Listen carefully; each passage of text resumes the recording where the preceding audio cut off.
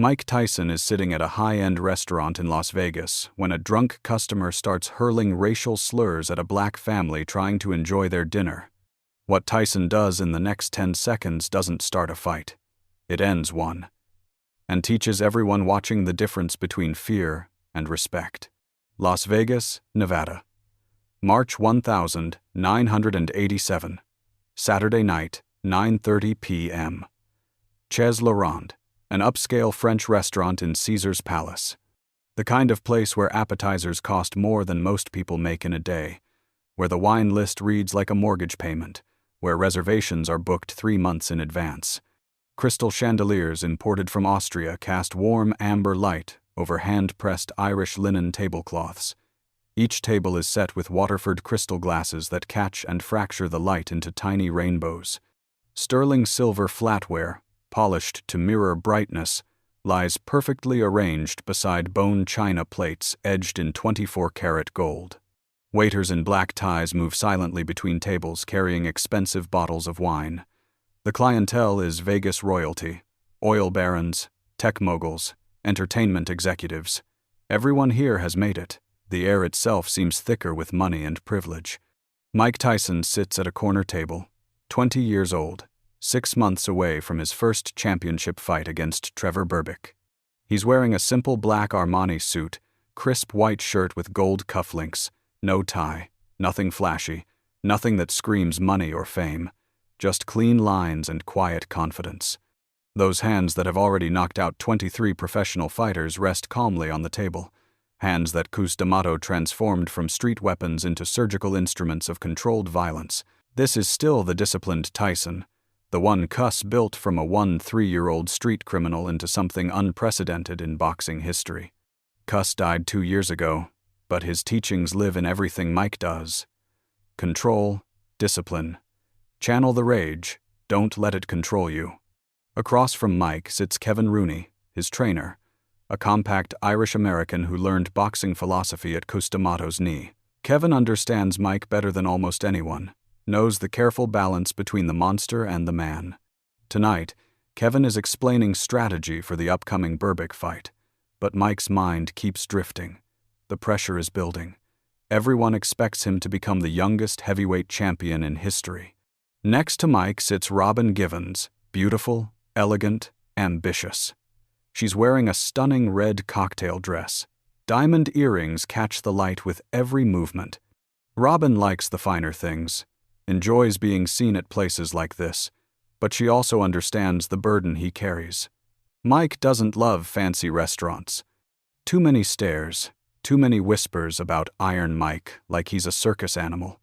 But Robin enjoys the atmosphere, and Mike would walk through fire to see her smile. 3 tables away, a family of 4 is celebrating something special. Black father, mother, teenage son, younger daughter, maybe 8 years old. The man is maybe 45, wearing a navy blue suit that looks like he saved for months to buy it. Pressed shirt with a conservative tie, shoes polished to military shine.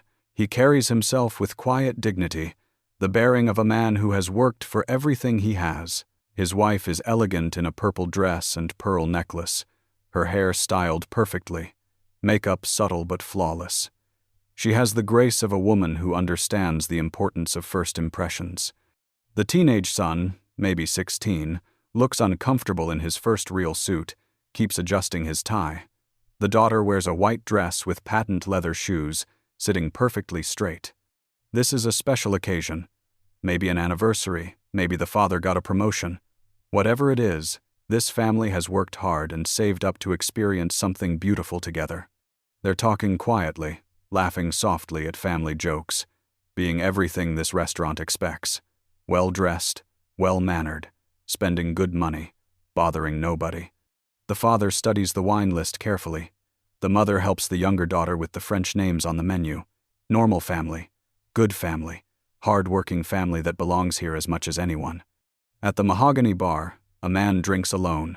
White, maybe 50, expensive charcoal suit, gold Rolex, pinky ring with a diamond. His silver hair is perfectly styled.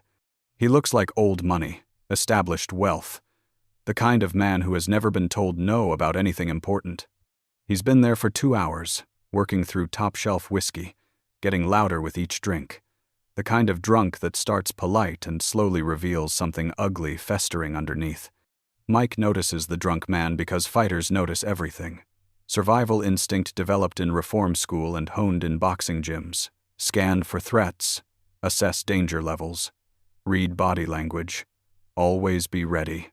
Mike sees the way the drunk's shoulders are tensing, the way his jaw clenches when he looks toward the black family, the way his eyes focus on them with growing hostility. Mike recognizes the signs because he's seen them before. Violence building, rage looking for a target. But you haven't seen the biggest surprise yet. The drunk slides off his bar stool, steadies himself against the bar, straightens his expensive tie. Not stumbling drunk, but determined drunk. Purpose drunk. The dangerous kind who still has enough control to be calculating, enough sobriety to be vicious.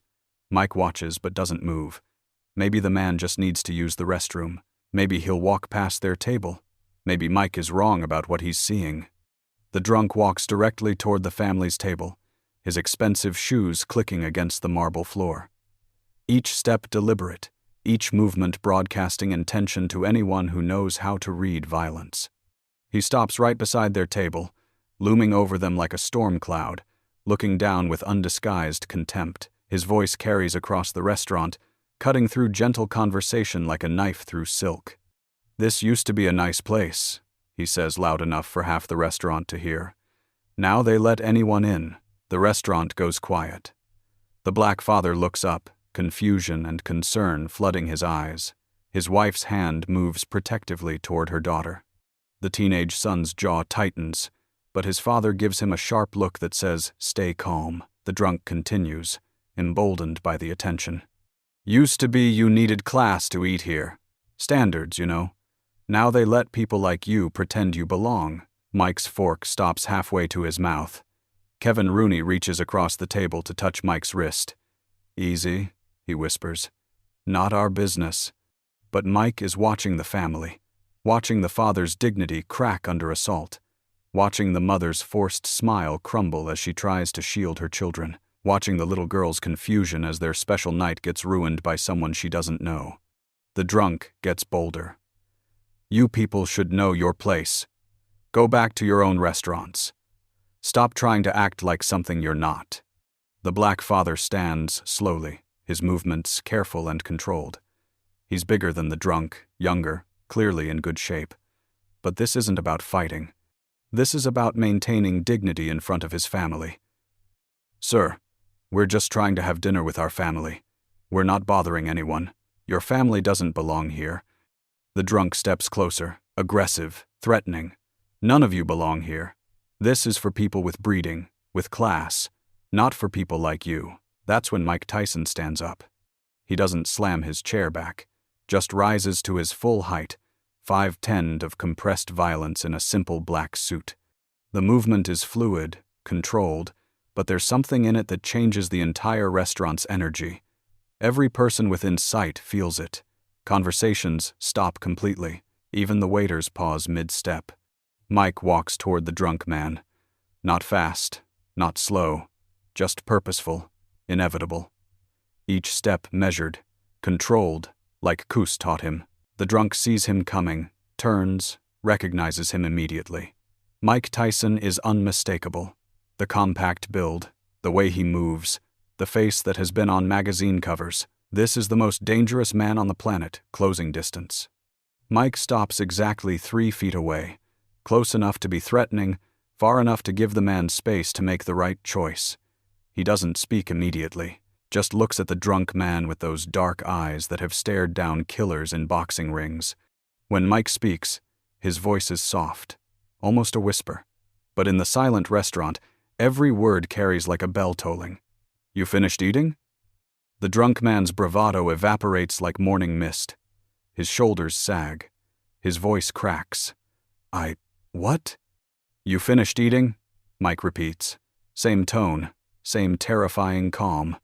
"Because these people are trying to enjoy their meal, and you're disrupting them." Mike takes 1 step closer. Now he's close enough that only the drunk can hear him. He speaks quietly, but the black father catches fragments. Hears Mike mention respect.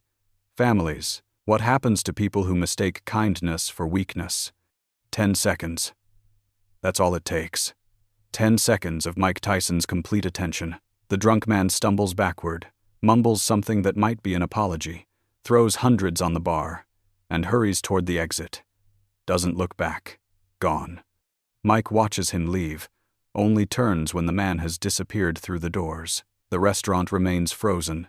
Everyone staring at this young fighter who just dismantled a confrontation without throwing a single punch. Mike walks to the black family's table, his demeanor completely different now. Gentle. Respectful. I'm sorry that happened to you and your family. That's not right. Nobody should have to deal with that kind of hatred. The father extends his hand, and Mike shakes it firmly. Thank you for standing up for us. That took real courage. Mike shakes his head slightly. No courage required, just basic respect. You have every right to be here. Your family deserves better than that ignorance. The mother's eyes are bright with unshed tears. Not from fear now, but from gratitude. Thank you for protecting us. That means everything. Mike looks at the kids. You kids enjoy your dinner. Don't let people like that change how you see the world. There's good and bad everywhere, but don't let the bad ones make you afraid to be who you are. He starts to walk away, but the father stops him. Mr. Tyson, why did you help us? You don't even know us. Mike pauses, considers seriously. Cus D'Amato, my trainer who passed away, he taught me something important. He said the measure of a man isn't how he treats people who can help advance his career. It's how he treats people who can't do anything for him in return. You weren't bothering anybody, just trying to have a nice dinner with your family. Everybody deserves that basic respect. 3 weeks later, Mike receives a letter from Dr. Samuel Washington, the father from the restaurant, a cardiologist celebrating his 20th wedding anniversary that night. He writes that his son Marcus has been talking about that evening constantly. Not about the racist drunk, but about Mike Tyson, about how a famous fighter chose to stand up for strangers, about how real strength isn't about hurting people, it's about protecting people who can't protect themselves. Marcus has started boxing at a local gym, not because he wants to fight professionally, but because he wants to understand what Mike understood that night.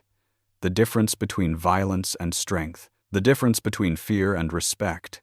Dr. Washington writes that he's been a successful doctor for 15 years, has helped save hundreds of lives, but he's never forgotten what it felt like to be helpless in that restaurant, to watch his children's faces as a stranger tried to humiliate them. And he's never forgotten what it felt like when someone stepped between his family and that hatred. Years pass. Marcus Washington becomes doctor. Marcus Washington, an emergency room physician at Cedars-Sinai Medical Center, still boxes 3 times a week, still thinks about that night in Las Vegas when he was 16. When patients come into his emergency room scared and overwhelmed, when families are dealing with crisis, when people need someone to stand between them and their worst fears, Dr. Washington remembers Mike Tyson, remembers that real strength is protection, not domination. The story spreads. Dr. Washington tells it to his son, who tells it to his teammates, who remember it when they see bullying, when they witness hatred. The ripple continues, spreading from 10 seconds in a restaurant in 1987. Mike Tyson understood something that night that goes beyond boxing, beyond fighting, beyond fame or championships. Real strength is choosing to protect rather than dominate. Real power is making others feel safe, not making them feel afraid. 10 seconds to choose respect over indifference. 10 seconds to choose protection over self-preservation. 10 seconds to prove that being the baddest man on the planet means being the best man in the room when people need someone to stand up for what's right. That's the lesson Mike Tyson taught in a restaurant in Las Vegas. Not with his fists, but with his presence. Not with violence, but with valor. 10 seconds that echo through generations, proving that sometimes the greatest fights are the ones you prevent, not the ones you win.